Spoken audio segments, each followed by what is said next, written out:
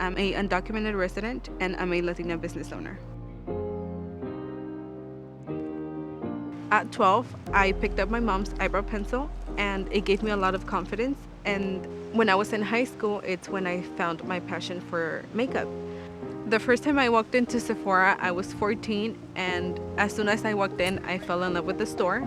Any product that you're looking for, they're gonna have it.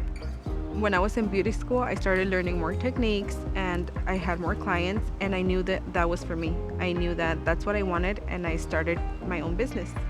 I love my clients. I'm able to provide them with a full service, and I also give them makeup classes. I was born in Michoacan, Mexico. I was 8 when I moved to the United States. My mom and my dad decided to move from Mexico to the US because in Mexico there's a lot of poverty. They knew that they were not going to be able to give us the same future we have now. When we got here, we moved to my aunt's house, and then from there we got our own little studio with my family. So my mom, my dad, me, and my 2 sisters. It was hard for my family because I saw my parents struggle a lot. My mom would wake up at 4 in the morning and they had to be in the fields by 6 a.m. It was very hard for them because they had to be in the sun all day working a 12-hour shift. My dad would get home at 6 and have to go to his second job at 8 p.m. And then from that, he would get home like at 3 a.m.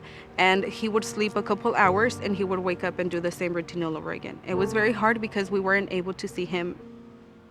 There were times where they could barely pay for our rent.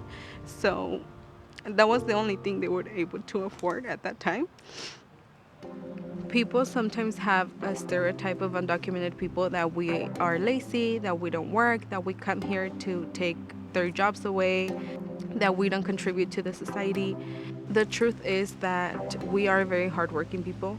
A lot of field workers are the reason that many people have food on their table. I'm in the process of becoming a US citizen, and I know that this will open a lot of doors for me. My parents sacrificed so much for me. I have to give something back to them, so that's my motivation for me to keep going.